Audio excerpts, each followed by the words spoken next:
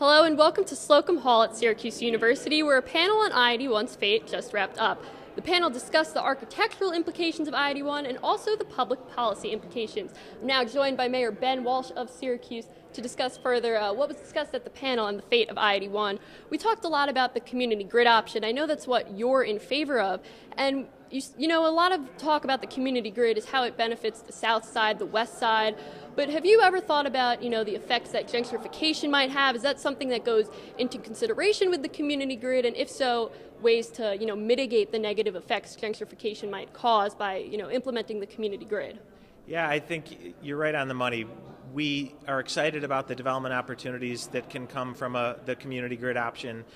There's a lot of development already happening downtown and on University Hill, and what divides those two neighborhoods is 81. But to your point, left unchecked, I think what we would see is market forces come in, and there would be development, but we wouldn't be maximizing the opportunity to ensure that development is inclusive.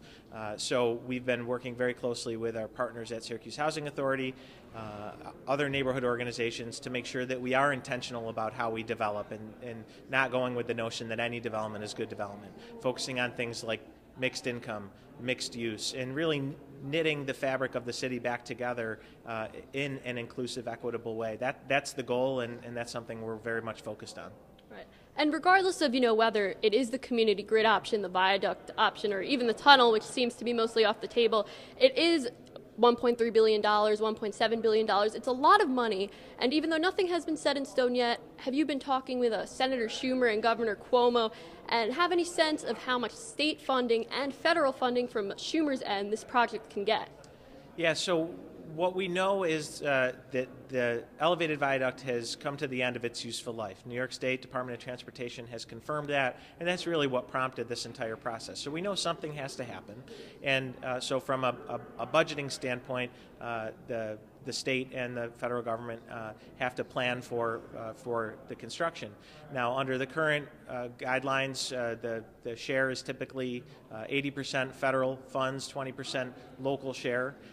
But with the changes in the federal government, we don't know that that's going to continue to be the case. So funding absolutely is part of the conversation. I have expressed my strong support for the community grid option to Senator Schumer, Senator Gillibrand, and on the state level, Governor Cuomo and our state representatives, because ultimately we are going to need them to fund whatever the solution is. But I do point out when we have those conversations that the community grid option is the lowest cost option, in addition to being what I believe to be the best option, not just for the city, but for the entire region. Mm-hmm. And something that was emphasized at the panel a lot was that something has to happen, right, regardless of what it is. And, the Department of Transit, they started this planning in 2005.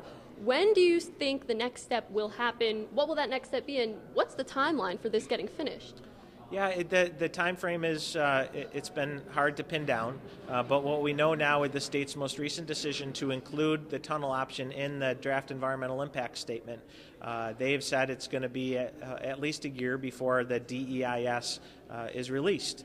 So we have that as kind of our next benchmark, and then from the DEIS there will be a public comment period before the final environmental impact statement is released. So we're still at least a couple years away, but as we discussed tonight, I think we're all anxious to get beyond the decision of what to do and to our earlier point, really start to focus on how we do it, because that's what's really going to have the lasting impact on the region.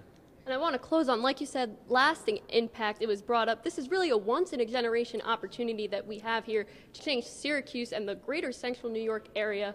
What does the future of Syracuse mean to you once these changes are completed and underway?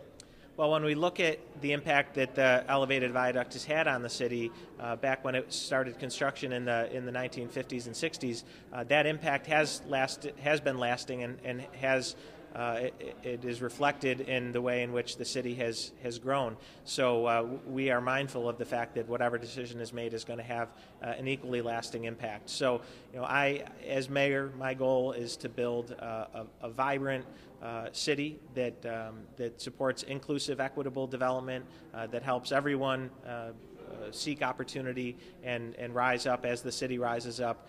So I see this, again, as you put it, a once-in-a-lifetime opportunity to really change the trajectory of the city, and I want to make sure that we maximize this opportunity, not just in the short term, but in the long term, in terms of giving people opportunity to grow business, to grow their families, and I think it's right there for the taking, and now we just need to come together and make it happen. Well, we'll certainly be following this story for years to come, I'm sure. Mayor Ben Walsh, thank you so much. Thank you.